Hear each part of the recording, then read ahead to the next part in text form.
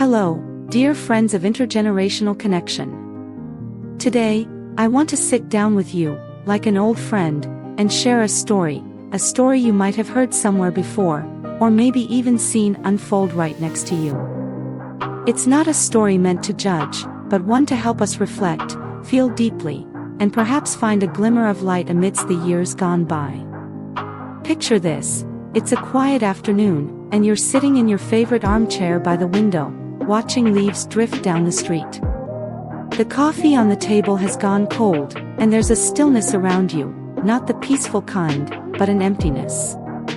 An emptiness where laughter used to echo, where stories no longer find a listener.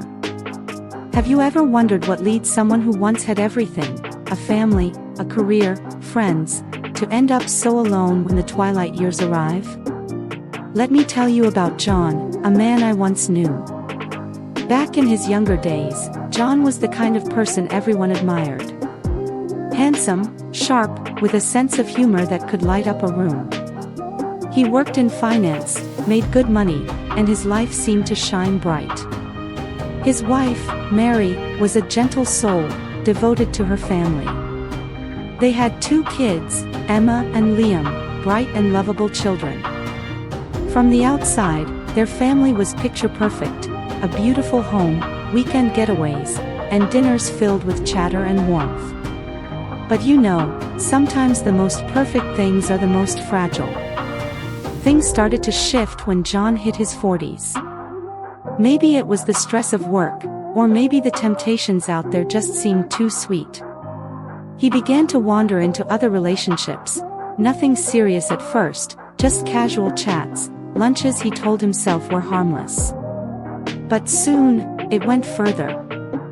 He poured his time, money, and emotions into other women. He thought he was clever enough to keep it hidden, that Mary would never suspect, that his family would stay untouched.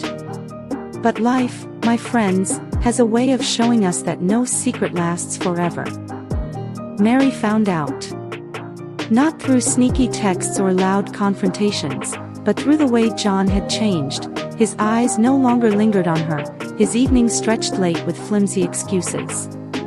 She chose silence, not out of weakness, but because she wanted to hold their home together for Emma and Liam.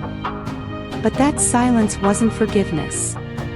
It was like an invisible wall, growing taller each day, separating 2 people who once vowed to love each other forever. John still lived in that house, but he couldn't feel its warmth anymore.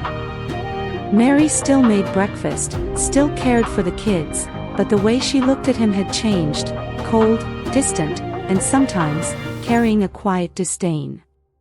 I once heard someone say that the worst price of betrayal isn't losing your partner, it's losing their respect. John felt that every single day. He knew Mary stayed not because she loved him, but because of duty. And that, my friends, hurt more than any divorce ever could. As time passed, Emma and Liam grew up. Kids have a way of sensing cracks in a family, no matter how well you try to hide them. Emma, the eldest, used to be Daddy's little girl, curling up in his lap for bedtime stories. But as a teenager, she pulled away. She still called to check in, still showed up for holidays, but those talks were brief, and John could tell. They were out of obligation, not affection. Liam, the younger one, was more direct. One day, he told his dad, "I'm not mad at you, but I can't look at you the same way anymore." Those words cut deep, but John couldn't blame him. He knew he'd planted those seeds, and now, he was reaping the bitter harvest. Have you ever thought about what family really means? It's not just a house or shared meals. It's a place you can always come back to, no matter how many mistakes you've made. But for John, that door had closed, not because someone locked it, but because he'd pushed it away himself. At 60, as his health began to falter, he realized he was lonelier than ever. The women who once captivated him were long gone. Old friends had drifted, busy with their own lives. And his family, the most precious thing of all, was now just fragments he didn't know how to piece back together. Speaking of health, those years of living recklessly left their mark on John's body. High blood pressure, diabetes, and aching joints kept him up at night.